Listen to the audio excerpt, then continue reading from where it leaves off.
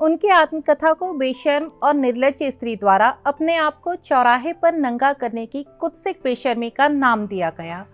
उन्होंने अपनी आत्मकथा में अपने घर में ही दुष्कर्म झेलने से लेकर विवाहित पुरुष से संबंध के बारे में खुलकर लिखा। समाज की संकुचित सोच की खाई से निकलकर पुरुष सत्ता को चुनौती देते हुए कोलकाता चैम्बर ऑफ कॉमर्स की पहली महिला अध्यक्ष बनने के सफर पर लिखा। उन्होंने खूब लिखा, लिखती गई और आने वाली पीढ़ी की हर स्त्री, युवती, बच्ची के सफर के लिए जुगनू बन गई, अंधेरे में रोशनी का जरिया। नमस्कार, मैं हूँ श्रुति अग्रवाल और औरतनामा में आज बात कर रही हूँ हिंदी साहित्य की विलक्षण बुद्धिजीवी, उपन्यासकार, कवयित्री, नारीवादी चिंतक, अनुवादक और समाजसेवी प्रभा खेतान की। प्रभा खेतान का जन्म 1 नवंबर 1942 को हुआ।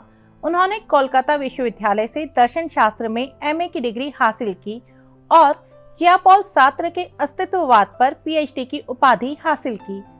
महज 12 वर्ष की उम्र से ही वह साहित्य साधना में लग गई थी।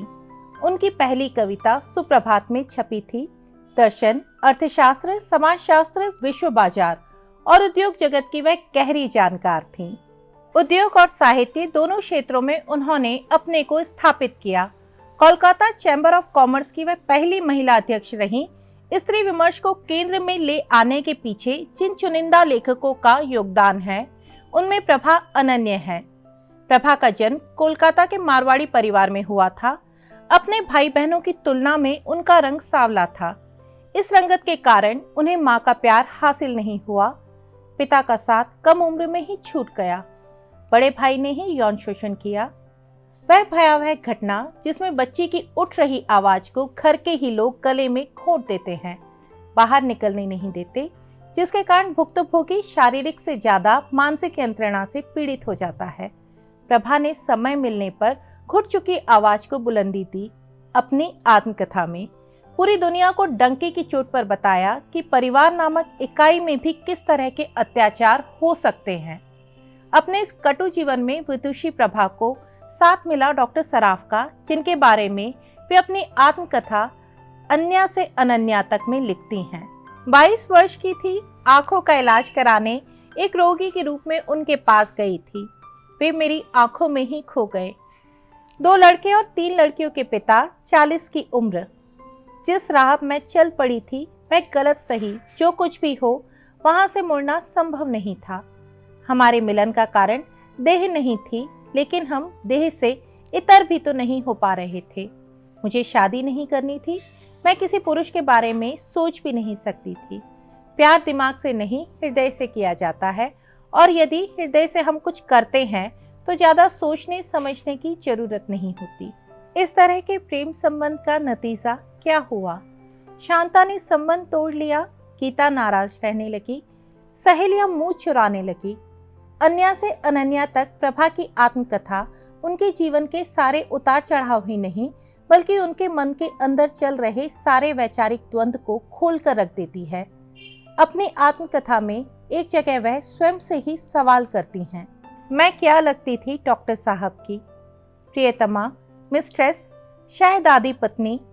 पूरी पत्नी तो मैं कभी बन ही नहीं सकती, क्योंकि एक पत्नी पहले से मौजूद थी। 20 साल से उनके साथ भी थी। किस रूप से इस रिश्ते को नाम दे पाऊंगी मैं? प्रेम करने वाली स्त्री, पत्नी, माँ, बहन कुछ भी हो सकती है। फिर सीधे सीधे उसे रखैल कहो ना। रखैल, यह कहना भी सही ही होगा क्या? मैं तो खुद कमाती थी, स्वावलंबी थी, एक आत्मनिर्भर और संघर्षशील महिला थी। यह लिखते हुए मानो प्रभा खेतान पूरे समाज से जैसे प्रश्न कर रही थीं कि एक महिला जो आत्मनिर्भर है, आप उसे कैसे रखैल का नाम दे सकते हैं? साथ ही पितृसत्ता को चुनौती भी दे रही थीं कि वैश्या से लेकर रखैल तक सारे नाम स्त्रियों को ही क्यों दिए गए? पुरुषों के लिए कभी कोई नामांकन आखिर क्यों नहीं किया गया? अन्या से अनन्या में डॉक्टर सराफ के अंतिम दिनों का जिक्र है, जब उन्हें कैंसर हो जाता है। डॉक्टर सराफ प्रभा से कहते हैं, अपने साईं से मेरे लिए 2 साल मांग लो। मिसेस सराफ कहती हैं, अब आपको ही संभालना होगा। आप जो सेवा कर पाएंगी वह मैं नहीं कर पाऊंगी। प्रभा जब 50 की थीं, डॉक्टर सराफ चल बसे। उनके अर्थी के निकट परिवारजन थे। प्रभा परिवार में नहीं थी। किसी तरह माला शव के पास रख पाई। साहित्य से लेकर व्यापार व्यवसाय में अपनी एक अलग पहचान बनाने वाली प्रभा खेतान की आत्मकथा की आलोचना यह कहकर भी की जाती है कि उन्होंने यह डॉक्टर सराफ के गुजर जाने के बाद लिखी, जिससे वे किसी भी बात का खंडन नहीं कर पाए। प्रभा ने कभी इन सवालों का जवाब नहीं दिया, क्योंकि वे अपनी तरफ से हर जवाब अपनी आत्मकथा में ही दर्ज कर चुकी थी। साथ ही उनने पूछे थे कुछ सवाल इस समाज से भी। उनकी चर्चित रचनाओं में अपरिचित उजाले, कृष्ण धर्मा मैं, छिन्नमस्ता, पीली आंधी, दो लघु उपन्यास, शब्दों का मसीहा सात्र, बाजार के बीच, बाजार के खिलाफ सहित कई चिंतन पुस्तकें शामिल हैं। उनकी आत्मकथा अन्या से अनन्या काफी चर्चित हुई। सिमोन द बोउआ के विश्व प्रसिद्ध उपन्यास द सेकंड सेक्स का उन्होंने ही हिंदी में अनुवाद किया था।